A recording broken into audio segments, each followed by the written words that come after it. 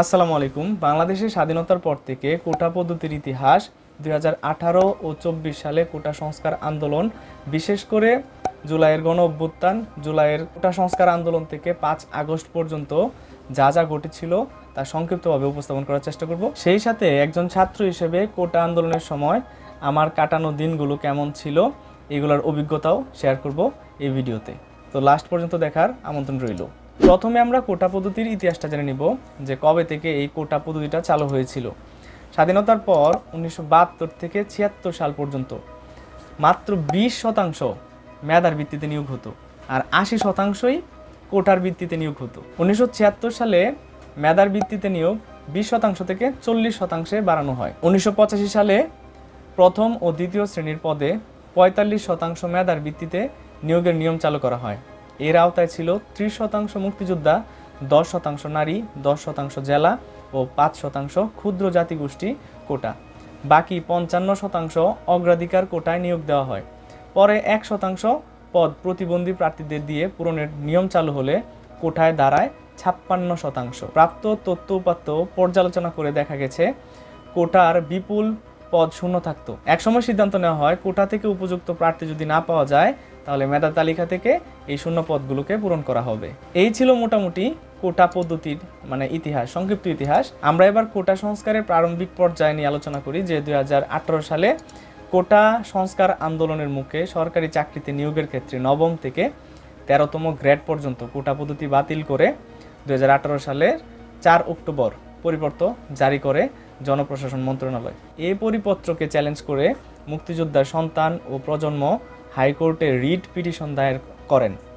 কোটা সংস্কার আন্দোলনের প্রেক্ষাপটে 2018 সালে 30% মুক্তিযোদ্ধা কোটা বাতিলের সিদ্ধান্ত অবৈধ ঘোষণা করে গত 5 জুন অর্থাৎ 2024 সালের 5 জুন হাইকোর্টে একটা রায় দেন। এই রায়ের ফলে প্রথম ও দ্বিতীয় শ্রেণীর সরকারি চাকরিতে 30% মুক্তিযোদ্ধা কোটা ফিরে আসে।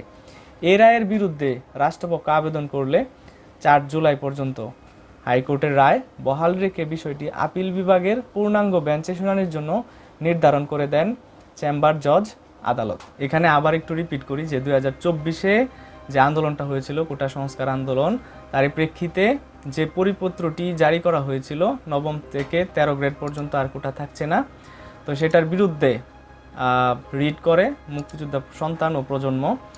তো এর পক্ষে আদালত রায় দিয়ে দেয় এই 5 জুন। তো এটার বিরুদ্ধে আবার রাষ্ট্রপক্ষ কী করে, আপিল করে। তো আপিলের ডেট 4 তারিখ পর্যন্ত, জুলাইয়ের 4 তারিখ পর্যন্ত বর্ধিত করা হয়। তো এই 5 জুন রোজ সোমবার 2024 এখান থেকে আসলে এই কোটার যে ঝামেলাটা এটা শুরু হয় যে সরকারি দপ্তর, স্বায়ত্তশাসিত ও আধা স্বায়ত্তশাসিত প্রতিষ্ঠান এবং বিভিন্ন কর্পোরেশনের চাকরিতে সরাসরি নিয়োগের ক্ষেত্রে মুক্তিযোদ্ধা কোটা বাতিলের পরিপত্র অবৈধ ঘোষণা করা হয়। তারপরে 6 জুন রোজ মঙ্গলবার ঢাকা ভার্সিটিতে সরকারি চাকরিতে কোটা ব্যবস্থা পুনর্বহালের দাবিতে আদালতের দেওয়া রায় বাতিলের দাবিতে আন্দোলন শুরু হয়, বিক্ষোভ শুরু হয়। তো মোটামুটি ছোট আকারে বা কম করে বিক্ষোভ শুরু হয়। এভাবে চলতে থাকে 7, 8, আবার 9 তারিখে আবার একটা কর্মসূচি দেয়। 9 তারিখ রোজ শুক্রবার সরকারি চাকরিতে কোটা ব্যবস্থা পুনর্বহালের প্রতিবাদে আবারও বিক্ষোভ সমাবেশ করেন ঢাকা বিশ্ববিদ্যালয়ের শিক্ষার্থীরা তাদের দাবি মানতে সরকারকে 30 জুন পর্যন্ত সময় বেঁধে দেন। এ সময়ের মধ্যে দাবি পূরণ না করা হলে সর্বাত্মক আন্দোলনের ঘোষণা দেন তারা। এভাবে 9 তারিখ থেকে একেবারে 30 জুন কেটে যায়। 30 পর্যন্ত সময় বেঁধে দিয়েছিল শিক্ষার্থীরা। 1 জুলাই রোজ সোমবার কোটা বাতিলের পরিপত্র পুনর্বহালের দাবিতে ছাত্র সমাবেশ ও বিক্ষোভ অনুষ্ঠিত হয় ঢাকা বিশ্ববিদ্যালয় সহ দেশের বিভিন্ন বিশ্ববিদ্যালয়ে। ঢাকা বিশ্ববিদ্যালয়ে অনুষ্ঠিত সমাবেশে 4 জুলাইয়ের মধ্যে দাবির বিষয়ে চূড়ান্ত সুরাহার আহ্বান জানানো হয়। 30 তারিখ তো এটা সময় বেঁধে দিয়েছিল তারা, তারপরে আবার 4 তারিখ পর্যন্ত সময় বেঁধে দেয়। এ সময় বৈষম্য বিরোধী ছাত্র আন্দোলনের পক্ষ থেকে 3 দিনের কর্মসূচির ঘোষণা করা হয়। 2 জুলাই মঙ্গলবার আন্দোলনকারীরা এই দিন বেলা 2:45টার দিকে ঢাকা বিশ্ববিদ্যালয় কেন্দ্রীয় গ্রন্থাগারের সামনে থেকে মিছিল করে নীলক্ষেত, সায়েন্স ল্যাবরেটরি ও বাটা সিগন্যাল মোড় ঘুরে শাহবাগে গিয়ে থামে। সেখানে তারা 1 ঘন্টা অবরোধ কর্মসূচি পালন করে। 3 জুলাই রোজ বুধবার আন্দোলনকারী শিক্ষার্থীরা প্রায় 1.5 ঘন্টা শাহবাগ মোড় অবরোধ করে রাখে। একই দাবিতে 6টি বিশ্ববিদ্যালয়ের শিক্ষার্থীরা অবরোধ ও বিক্ষোভ কর্মসূচি পালন করে।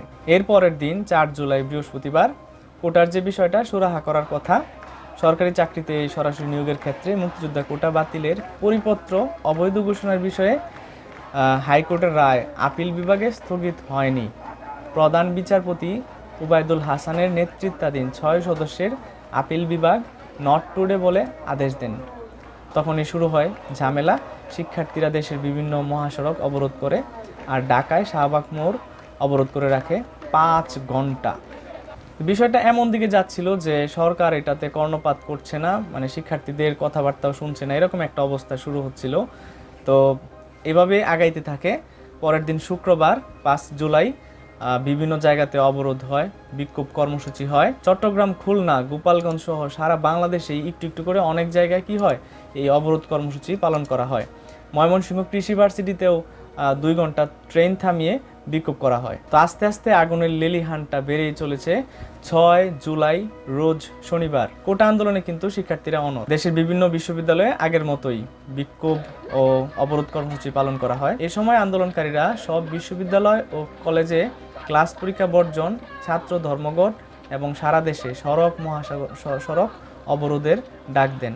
এর নাম দেওয়া হয় বাংলা ব্লকেড। তো আমরা যারা সাধারণ শিক্ষার্থীরা আছি বিভিন্ন জেলা পর্যায়ে, তারা কিন্তু জাস্ট অনলাইনেই বিষয়গুলো পর্যবেক্ষণ করছিলাম। তো আমরা কোনো কিছুই মানে অবরোধ কর্মসূচি বা কোনো একটা কর্মসূচিতে অংশগ্রহণ করছি না বা কিছুই করছি না।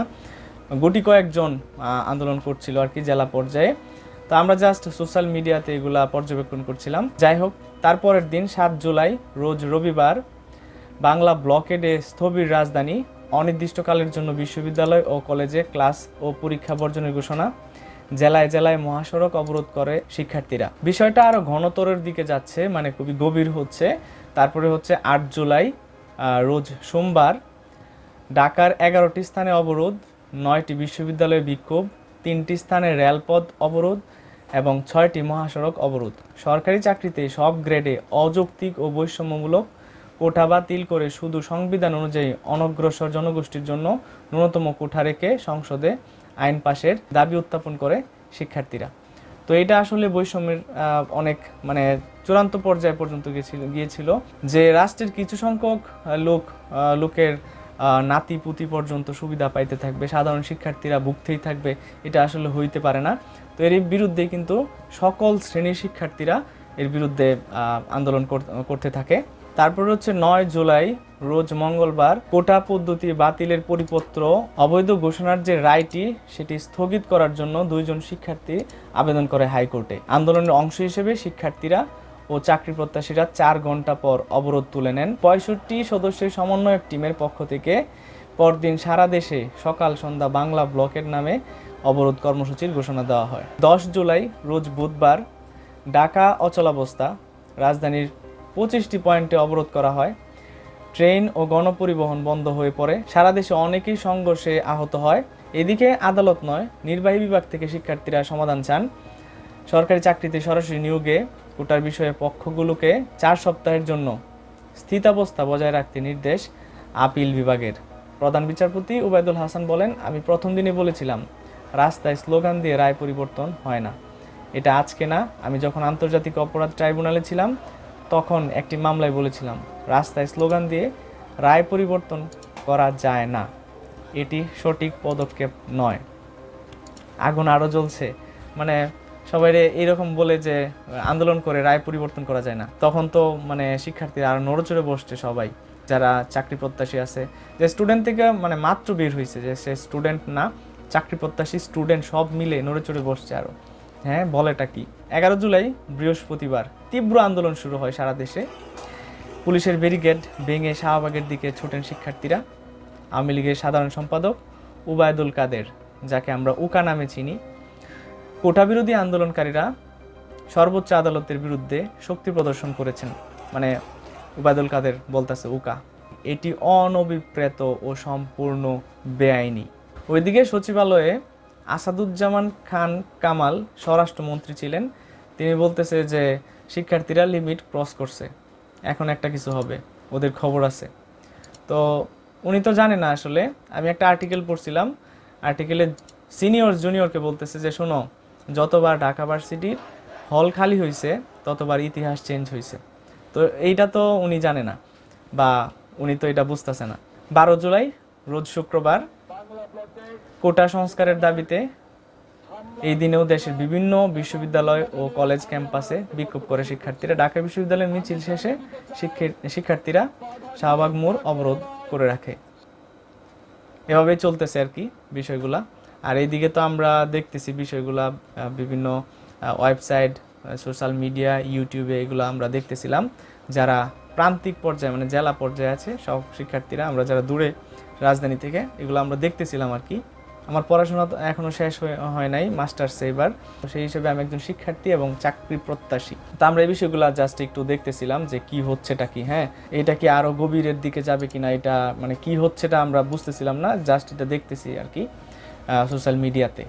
13 জুলাই রোজ শনিবার সব গ্রেডে কোটার সংস্কার যৌক্তিক সংস্কারের জন্য রাষ্ট্রপতির কাছে স্মারকলিপি প্রদানের কর্মসূচির ঘোষণা দেওয়া হয়। কোটা সংস্কার আন্দোলনে ছাত্রছাত্রীদের উপর ছাত্রলীগের হামলা পরিস্থিতিকে সহিংস করে তোলে। এটা খুবই ন্যাক্কারজনক ছিল আর কি। প্রথম থেকে একটু একটু করে ছাত্রলীগ সাধারণ শিক্ষার্থীদের উপর মানে আস্তে আস্তে হামলার পরিমাণটা বাড়ায় দিতে থাকে আর কি। তো আমি আস্তে আস্তে বলবো, অনেক কিছু বলার আছে, আমি একটু পরে বলবো। তারপর হচ্ছে 14 জুলাই রোজ রবিবার গণভবনে অনুষ্ঠিত একটা সংবাদ সম্মেলনে সাবেক প্রধানমন্ত্রী শেখ হাসিনা বলেন, কোটা বিষয়ে আমার কিছু করার নেই। শেখ হাসিনা আরেক প্রশ্নের জবাবে বলেন যে মুক্তিযোদ্ধাদের নাতিপুতিরা পাবে না তো রাজাকারের নাতিপুতিরা পাবে। এই শুরু হয়েছে আরেক দফা আগুন, মানে আগুন জ্বলছে, যে সবাইকে তিনি কি করলেন, মানে রাজাকার বানায় দিলেন। এখানে বললেনটা কি যে দুইটা ভাগ করে দিলেন, যে একটা মুক্তিযোদ্ধার নাতিপুতি বা মুক্তিযুদ্ধের অংশ, একটা মুক্তিযোদ্ধাদের অংশ, একটা হচ্ছে রাজাকারের অংশ। অর্থাৎ দেশের মধ্যে দুইটা দল থাকে, একটা হচ্ছে মুক্তিযোদ্ধাদের দল, আর একটা হচ্ছে রাজাকারের দল। এই হচ্ছিল একটা বড় ভুল ছিল এই সাবেক প্রধানমন্ত্রী শেখ হাসিনার। একই দিনে পদযাত্রা কর্মসূচির মধ্য দিয়ে রাষ্ট্রপতির কাছে স্মারকলিপি দিয়ে আন্দোলনকারীরা জাতীয় সংসদে জরুরি অধিবেশন ডেকে সরকারি চাকরির সব গ্রেডে কোটার যৌক্তিক সংস্কারের দাবিতে সরকারকে 24 ঘন্টার সময় বেঁধে দেয়। তো সরকার তো তখনও মানে কিছুই কর্ণপাত করতেছে না, যে কিছুই মানতেছে না, শিক্ষার্থীদের আন্দোলনকারীদের মানে কথাবার্তা কিছুই মানতেছে না, যে এত পোলাপান যে রাস্তায় আন্দোলন করতেছে একটা কিছু বলে থামাই বা শেষ করে দিয়ে বিষয়টা, না এরকম করতেছে না সরকার থেকে। মানে তারা খুবই স্ট্রিক্ট, তারা কোনো কিছুই শুনবে না, এরকম একটা অবস্থা। তো 15 জুলাই রোজ সোমবার, যেহেতু আগের দিন সবাইকে রাজাকার বলছে, তো প্রতিবাদ স্বরূপ তুমি কে আমি কে, রাজাকার রাজাকার, কে বলেছে স্বৈরাচার স্বৈরাচার, এরকম স্লোগান দিয়ে আসলে বিরাট মিছিল শুরু হয়ে যায়।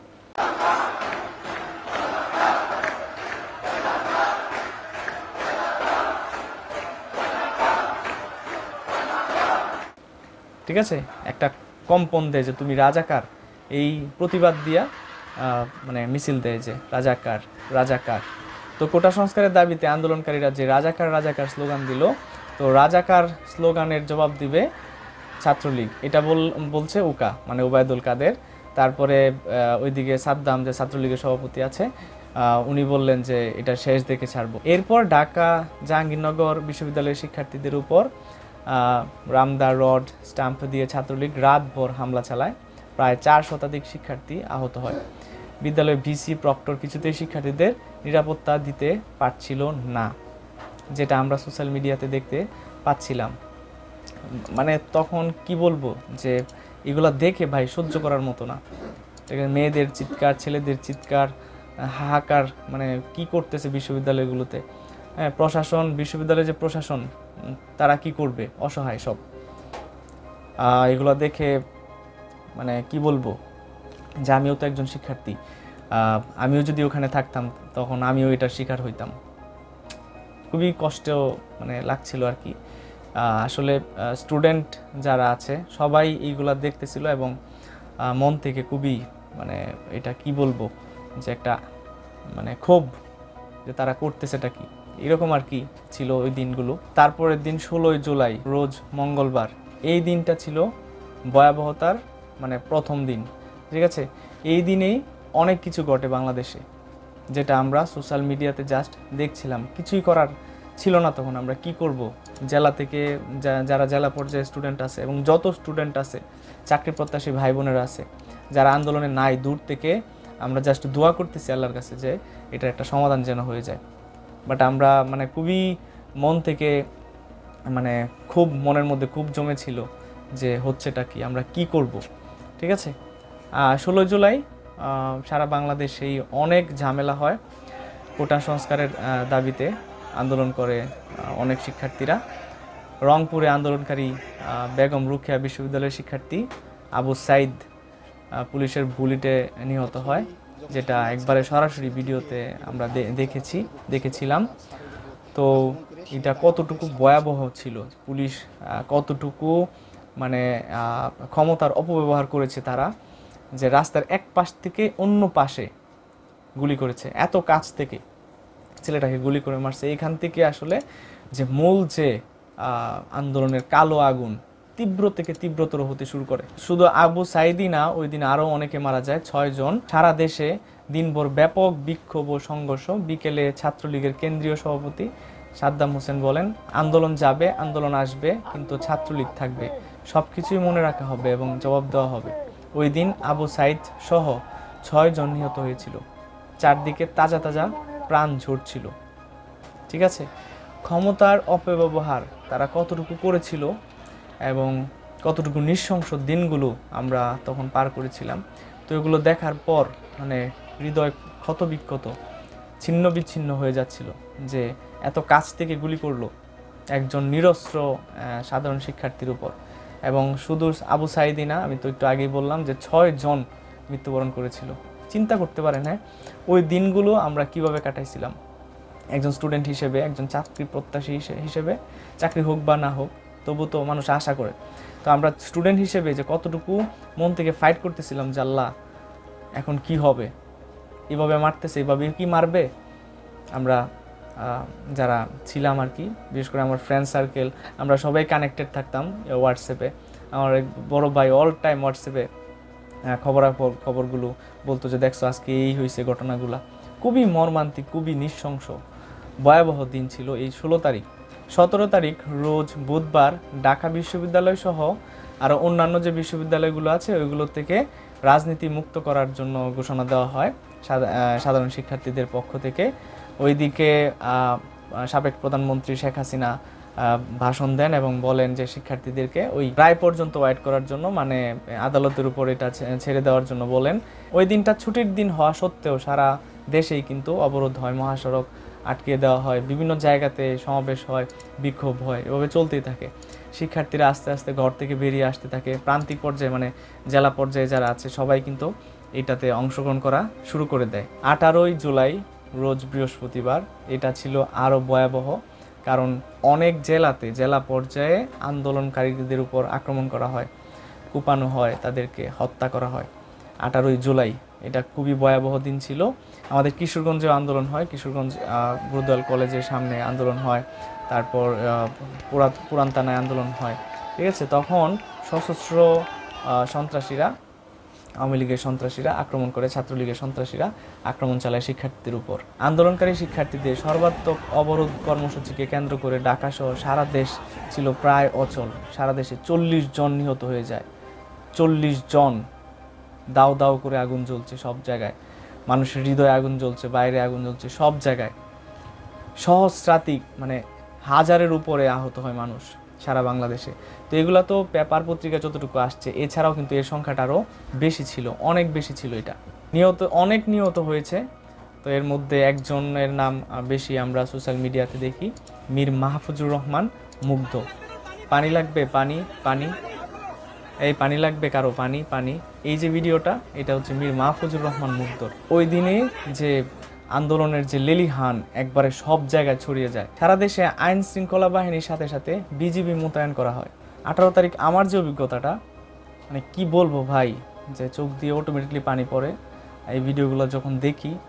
আহা, আমার চেয়ে জুনিয়র, আমার সমবয়সী এত মেধাবী স্টুডেন্টগুলোকে মেরে ফেলছে তারা।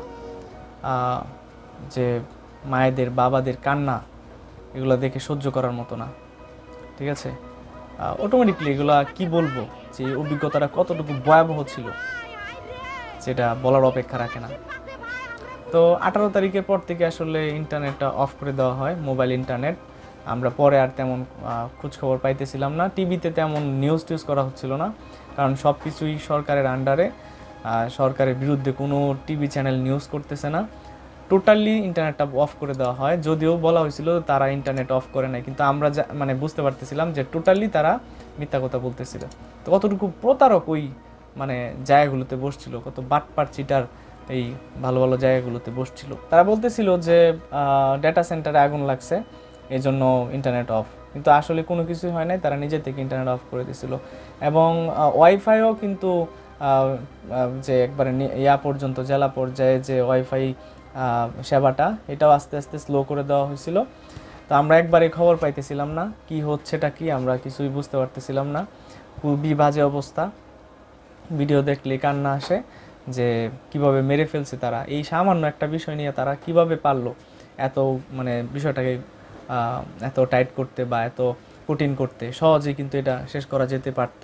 19 তারিখ রোজ শুক্রবার কোটা সংস্কারের দাবিতে আন্দোলনরত শিক্ষার্থীরা কমপ্লিট শাটডাউন বা সর্বাত্মক অবরোধের কর্মসূচি ঘিরে রাজধানী ঢাকায় ব্যাপক সংঘর্ষ, হামলা, ভাঙচুর, গুলি, অগ্নিসংযোগ ও 48 জনের প্রাণহানির ঘটনা ঘটে।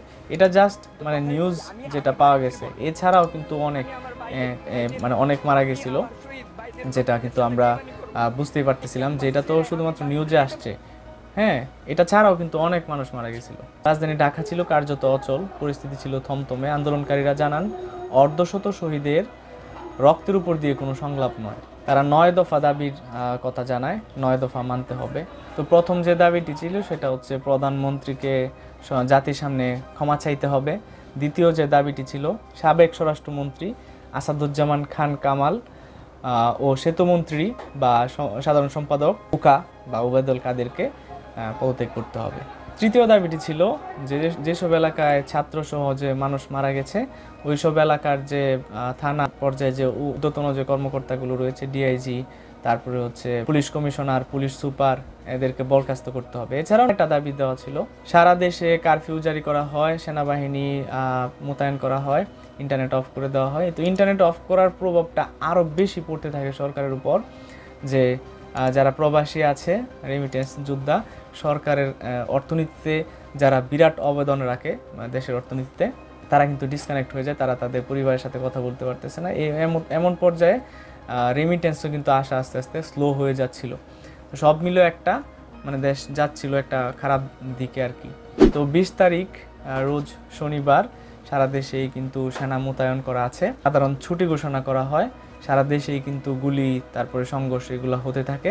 ওইদিকে আসাদুজ্জামান খান কামাল স্বরাষ্ট্রমন্ত্রী, সাবেক স্বরাষ্ট্রমন্ত্রী, তিনি বলেন পরিস্থিতি স্বাভাবিক না হওয়া পর্যন্ত কারফিউ চলবে।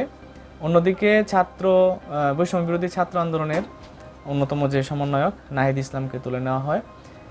আবার এইদিকে আন্দোলনরত শিক্ষার্থীরা মন্ত্রীর সঙ্গে দেখা করে 8 দফা দাবি পেশ করে। 21 জুলাই রোজ রবিবার সরকারি চাকরিতে নিয়োগের ক্ষেত্রে সর্বোচ্চ আদালতের রায় ঘোষণা করা হয়। কোটা প্রদা হিসেবে মেধাভিত্তিক 93% এবং অন্যান্য কোটা 7%। এর মধ্যে শহীদ মুক্তিযোদ্ধা বীরাঙ্গনা সন্তানদের জন্য 5%, ক্ষুদ্র জাতিগোষ্ঠী 1% এবং প্রতিবন্ধী ও তৃতীয় লিঙ্গের জন্য 1% নির্ধারণ করা হয়। এই দিনেও কিন্তু মানে সংঘর্ষ হয়, গুলি বর্ষণ হয়, অনেকে মারা যায়, 8, 9, 10 জন মারা যায়। এটা জানা আর কি, এবং অজানা কিন্তু আরও বেশি, ঠিক আছে। তো রায় ঘোষণা হয়েছে, সবার মধ্যে একটা স্বস্তি আসছে। যাই হোক, 93% মেধা আর বাকি 7% কোটার যে ফাইসালাটা হয়েছে। এখন যারা মারা গেছে তাদের কি হবে? আমার ভাই কেন মূল্য, এটার কৈফিয়ত কে দিবে? তখন আবারও আন্দোলনটা মানে স্থিমিত পর্যায়ে, মানে এটা কি বলে, স্থিতিশীল অবস্থায় আস্তে আস্তে গতিশীল হয়। মানে মনে করছে যে এটা থেমে গেছে সবাই, কিন্তু না, আমার ভাই মরলো কেন, এটার জবাব কিন্তু দিতে হবে। আন্দোলনের নামে সব শিক্ষার্থীরা সবাই সর্বাত্মকভাবে আন্দোলনের নামে। এরপর 22 জুলাই রোজ সোমবার কোটা সংস্কার বিষয়ের যে প্রজ্ঞাপন আছে, এটা সাবেক প্রধানমন্ত্রী শেখ হাসিনা এটা অনুমোদন দেয়। তারপর 23 জুলাই রোজ মঙ্গলবার এটাকে মানে প্রজ্ঞাপন জারি করা হয়, সারা দেশে একটু একটু ইন্টারনেট দেওয়া হয়, যদিও আমরা পাই না ইন্টারনেট। এটা শহর মানে যা মেইন শহরে একটু একটু ইন্টারনেট দেওয়া হয়, ব্রডব্যান্ড আর কি হালকা করে চালু করা হয় আর কি। তো 24 জুলাই রোজ বুধবার বাকের মজুমদার, নাহিদ ইসলাম, রিফাত রশিদ আরও যারা ছিল, যারা নিখোঁজ হয়েছিল, এদের খোঁজ পাওয়া যায় আর কি। আর সারা দেশে একটা থমথমে অবস্থা, যে যারা মারা গিয়েছে তাদের কি অবস্থা, যারা আহত হয়েছে, যারা মানে গুলির আঘাত খেয়েছে, হাত হারিয়েছে, পা হারিয়েছে, হ্যাঁ মোটামুটি। কিন্তু আরও কিন্তু পরে আরও সংঘর্ষ হয়। এরপরের দিন 25 জুলাই রোজ বৃহস্পতিবার প্রধানমন্ত্রী মেট্রো রেল পরিদর্শনে গেছে। পরিদর্শনে যায়, মেট্রো রেল দেখে আর কান্দে, বলে আমি এটার বিচার চাই। যারা নিহত হয়েছে তাদের ফ্যামিলিকে সমবেদনা জানানো উচিত। যারা আহত হয়েছে, গুরুতর আহত হয়েছে, হাসপাতালে কাতরাচ্ছে, তাদের আগে দেখতে যাওয়া উচিত। মানুষ আগে নাকি ধন সম্পত্তি আগে? উনি কী করলেন? মেট্রো রেল দেখতে গেছে। সবাই তো অবাক যে এটা হইলটা কি, তার কাছে কি মেট্রো রেলের দাম বেশি মানুষের থেকে? একটা জীবন কি কেউ দিতে পারে? চিন্তা করা যায়? তো সব মানুষ কিন্তু, প্রত্যেকটা মানুষ ক্ষুব্ধ সরকারের উপর। সরকারের এত বেশি মানে অনিয়ম ছিল, দুর্নীতি ছিল, ক্ষমতার অপব্যবহার ছিল, যেটা বলার অপেক্ষা রাখে না। তো 25 জুলাই পর্যন্ত এসে মানে সব তো হয়ে গেল, যে কোটা সংস্কার হয়ে গেল, হ্যাঁ অনেক মারামারি কাটাকাটি হানাহানি হইল। তো এখন কি হবে? এখন এই যে এখন তো রায় দিয়ে দিছে, যারা আন্দোলন করছে, যারা এটার পক্ষে কাজ করছে, কোটা সংস্কারের দাবি জানাইছে, এখন কি গণহারে ধরে ধরে জেলে পড়ে। ঠিক আছে, মানে অভিযান শুরু হয়ে গেছে যে মেট্রো রেল ভাঙছে না, যারা ভাঙছে তো বিক্ষুব্ধ জনতা, কারা ভাঙছে তো কেউ জানে না আসলে। স্টুডেন্টরা কখন ভাঙবে? কয়েকটা স্টুডেন্ট আছে, এত আমজনতা ছিল। আর এমন তো হইতে পারে যে তারাই ভেঙে দোষ চাপাইতেছে, এরকম তো হইতে পারে। তো সারা দেশেই এই যে সরকারি স্থাপনা ক্ষতিগ্রস্ত হয়েছে, আন্দোলন অভিযান শুরু করে দিছে, সব ধরে ফেলতেছে, সব ভাষা যারা ছিল সবকে ধরে ফেলতেছে। এটা কি? মেট্রো রেল যে তৈরি করছে, কার টাকায় তৈরি করছে? জনগণের টাকায়। ভাঙলে জনগণই ভাঙছে, এটা আবার ঠিক করা যাবে, কিন্তু মানুষগুলো যে তারা জীবন দিল, আহত হইল, ক্ষতিগ্রস্ত হইল, তাদের কি হবে? তো 26 জুলাই রোজ শুক্রবার শুরু হয় অভিযান, সব ধরে ফেলতেছে, এলাকা ভাগ করে চলছে ব্লক রেইড, সারা দেশে অভিযান, সারা দেশে অন্তত 555টি মামলা। নাহিদ ইসলাম সহ কোটা সংস্কার আন্দোলনের শিক্ষার্থীদের প্ল্যাটফর্ম বৈষম্য বিরোধী ছাত্র আন্দোলনের 3 সমন্বয়ককে রাজধানীর গণস্বাস্থ্য নগর হাসপাতাল থেকে নিজেদের হেফাজতে নিয়েছে ডিবি, মানে ধরে নিছে।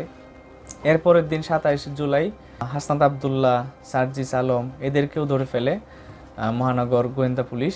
তো 27 জুলাই পর্যন্ত 11 দিনে প্রায় 10,000 মানুষকে কী করা হয়েছে? গ্রেপ্তার করা হয়েছে।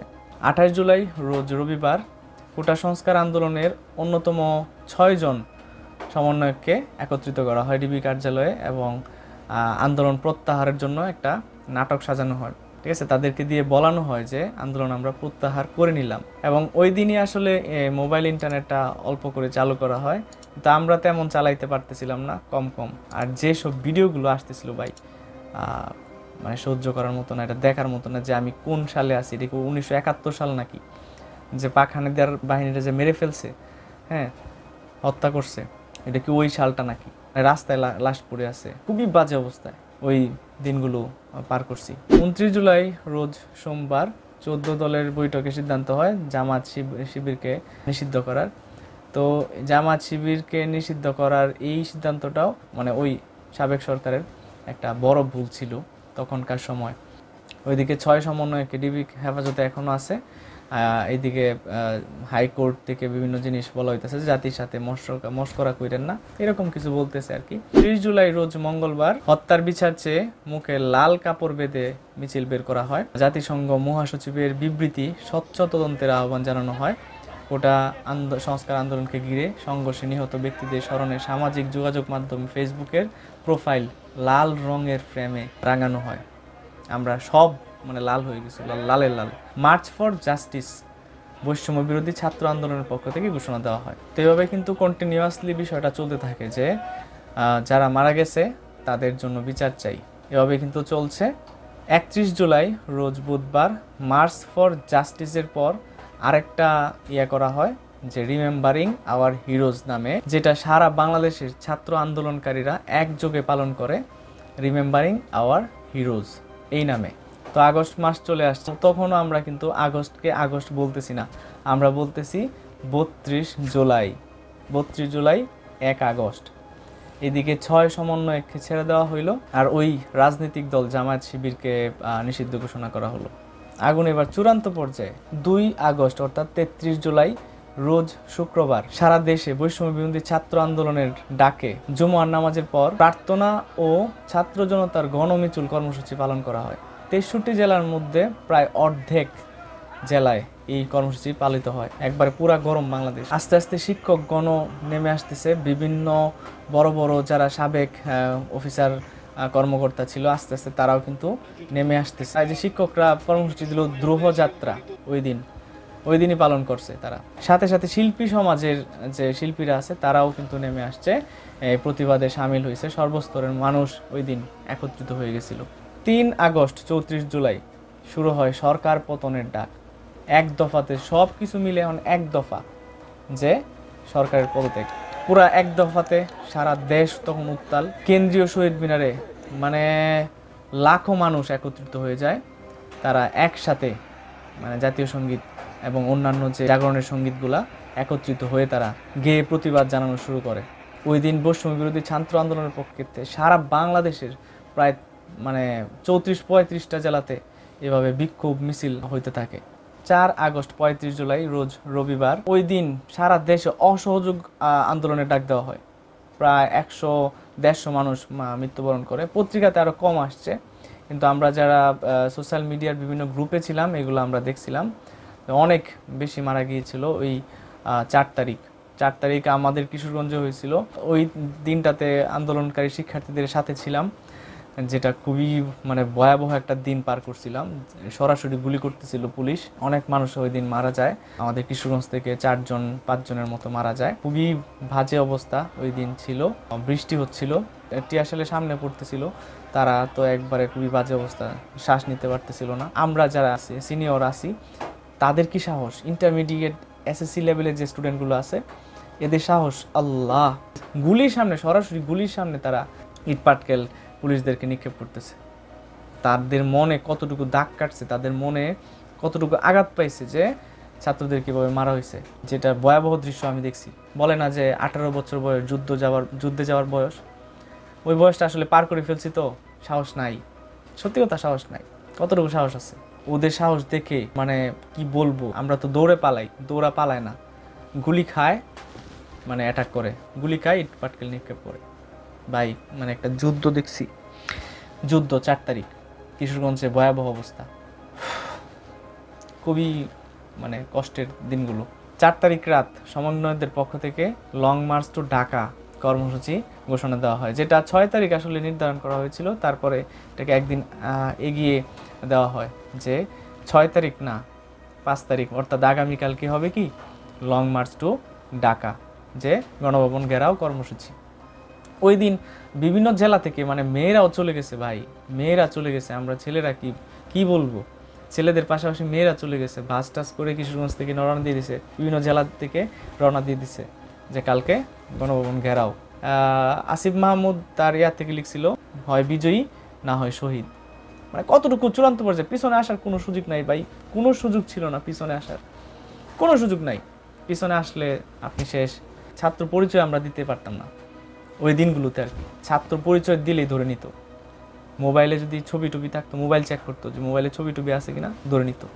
মানে আমি যে ছাত্র, এবং এলাকায় বলতো যে ও তো ছাত্র, ও মনে হয় আন্দোলনে গিয়েছিল, এমনিতে মার্কিং করতো। ছাত্রলীগ যারা করতো, আওয়ামী লীগ যারা করতো, মার্কিং করতো। তো এটা তো রাজনীতির আদর্শ না, এটা তো হইতেই পারে না। আচ্ছা 5 তারিখ বলে শেষ করি আগে। 5 তারিখ সকালবেলা থেকেই তো দেখতেছি যে যাচ্ছে, টিভি চ্যানেলগুলোতে দেখা যাচ্ছে যে সারা শহর ঘেরাও হয়ে গেছে। জনতা যা কি করছে, মানে রাজধানী ভরে গেছে, 4 দিক থেকে মানুষ চলে গেছে রাজধানীতে। ঢাকা একবারে মানে অচল অবস্থা, ঢাকায় একবারে কিচ্ছু নাই, সব মানুষ হেঁটে চলে যাচ্ছে এদিক থেকে, উত্তরার দিক থেকে, তারপরে ওইদিকে যাত্রাবাড়ি আছে, তারপর ওইদিকে বিভিন্ন দিক থেকে একসাথে মানে মানুষজন প্রবেশ করতেছে। গণভবনের দিকে, ধানমন্ডির দিকে যাইতেছে। তো তারপরে আমি পড়াইতে গেলাম। পড়াইতে যাওয়ার পর দেখলাম যে একটা টাইমে সেনাবাহিনীর প্রধান ওয়াকারুজ্জামান বক্তৃতা দিবেন, ভাষণ দিবেন। তো এটা ক্রমান্বয়ে 2:30, 3টা, 4টা, 4:30 পর্যন্ত চলে যায়। তো এর আগে আমরা খবর পেয়ে যাই যে লিক হয়ে গেছে, যে সাবেক প্রধানমন্ত্রী শেখ হাসিনা তিনি পালাইছে। তখন তো পড়ানো টড়ানো বাদ দিয়ে আগে একটু আনন্দ করে নিয়ে একটা মিছিল করলাম, আনন্দ মিছিল। সবাই আনন্দে ফেটে পড়ছে যে বলাইছে। ওইদিকে গণভবনে ঢুকে গেছে মানুষ, সেনাবাহিনী আটকায় রাখতে পারে নাই। ঠিক আছে, 3 তারিখ 4 তারিখ এখানে কিন্তু মানে অনেক ফোর্স করছে সরকার থেকে যে আমরা যে কোনোভাবে ক্ষমতায় টিকে থাকবো। ঠিক আছে, অনেক মানুষ মারা গেলেও আমরা টিকে থাকবো। কিন্তু এটা যারা অফিসাররা ছিলেন, নৈতিকতা তারা বিসর্জন দিতে পারে নাই। তারা কিন্তু কঠিনভাবে বলছে যে না, আপনি ছেড়ে দেন, আমরা এটা চালাইতে পারবো না। 3 বাহিনীর প্রধান, হ্যাঁ, এই সহ পুলিশের প্রধান সহ সবাই এটা সায় দেয় নাই। ঠিক আছে, এখন হচ্ছে লাস্ট পর্যায়ে কিছু কথা বলি, যে বলে না যে কোনো খারাপ কিছু যখন ঘটবে তখন পদে পদে ভুল করবে। তো অনেক ভুল করছিল, যে সবাইকে রাজাকার বলছিল, তারপরে গণহারে সবাইকে ধরে ফেলতেছিল। ঠিক আছে, অনেককে ধরে ফেলতেছিল, ধরে নিয়ে ভরে ফেলতেছিল, অযথাই হয়রানি করতেছিল। পুলিশের উপর জোরপূর্বক তাদেরকে বাধ্য করা হইতেছিল। ভালো পুলিশ যারা ছিল তাদেরকে বাধ্য করা হইতেছিল যে তোমরা গুলি করো। পুলিশের মানে সিংহভাগ এরকম করছে। তো পুলিশের থেকে যদি প্রোটেস্ট করা হইতো যে না আমরা মারতে পারবো না, তাইলেও অ্যাটলিস্ট উভয় পক্ষেই ক্ষতিগ্রস্ত হইতো না। অনেক পুলিশও মারা গেছে, অনেক মানে উভয় দিকে ক্ষতিগ্রস্ত হয়েছে। বিশেষ করে ক্ষতিগ্রস্ত হয়েছে ছাত্র সমাজ, মানে জনতা। পুলিশ তো সংখ্যায় কম, পুলিশ তো কম মারা গেছে, পুলিশও ক্ষতিগ্রস্ত হয়েছে অনেক। সব মিলে একটা দেশটা অন্যদিকে চলে গেছিলো। তো সব মিলিয়ে এই দিনগুলো খুবই ভয়াবহ, এগুলা ভোলার মতো না। একজন স্টুডেন্ট হিসেবে একটা স্টুডেন্টকে মারলে আসলে লাগে, ভিতরে লাগে একটা স্টুডেন্টকে কেন মারবে অন্যায়ভাবে। তো খুবই বাজে দিনগুলো পার করছিলাম, যেটা একটা কঠিন অভিজ্ঞতার মধ্যে দিয়ে গেছিলাম। সব মিলিয়ে 36 দিনে সরকার পতন, এটা কিন্তু সরকারের পক্ষ থেকে যেটা মানে তারা তুচ্ছ তাচ্ছিল্য করছিল যে এই ছেলেগুলা কি করবে, আমাদের কিছুই করতে পারবে না। তো এটা কিন্তু ভুল ছিল।